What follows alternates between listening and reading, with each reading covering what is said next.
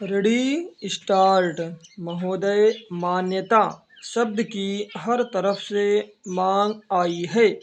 मानो कि मान्यता देने भर से ही वे बहुत सी कठिनाइयाँ हल हो जाएंगी जो बांग्लादेश के लोगों के सामने हैं, हमारे देश के सामने हैं और विशेषकर हमारे सीमांत राज्य अर्थात पश्चिम बंगाल, असम, त्रिपुरा और मेघालय के समक्ष हैं।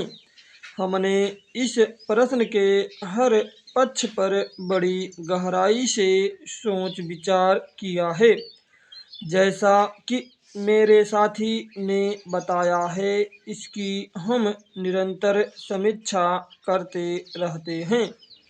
हम इसकी प्रतीक्षा नहीं करते कि दूसरे देश इस विषय में क्या करते हैं।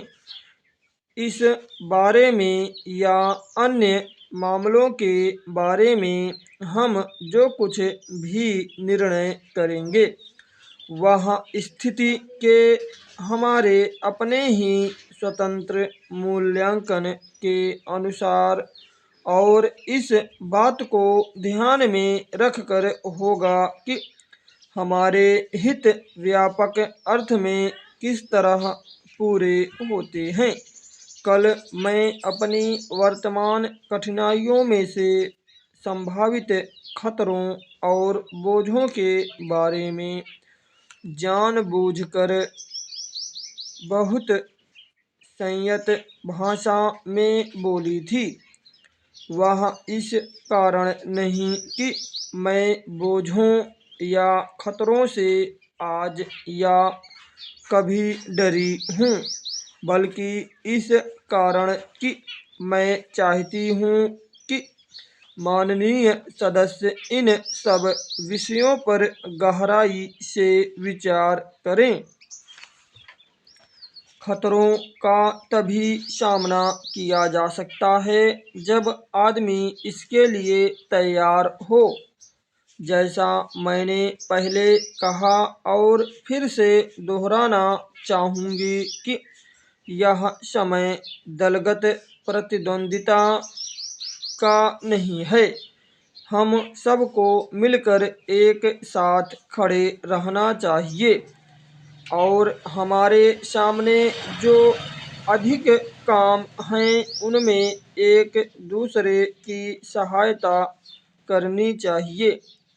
सांप्रदायिक प्रवृत्तियों को दबाना चाहिए।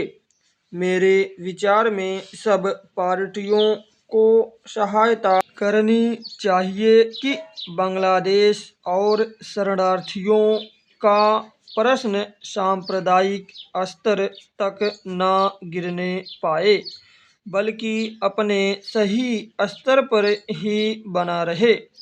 जो राष्ट्रीय और अंतर्राष्ट्रीय स्तर है, मैं इन प्रश्नों और अन्य घटनाओं के बारे में विरोधी दलों के नेताओं और सदन के अन्य सभी सदस्यों से संबंध बनाए रहूँगी।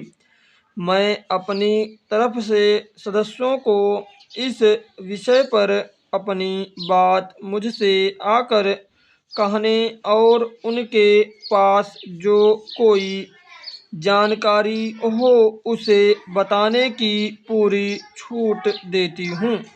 साथ ही इस समय इससे अधिक और कुछ कहने को नहीं है।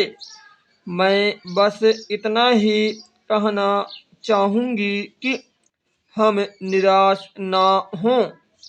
हमें अपने और अपने लोगों पर भरोसा होना चाहिए।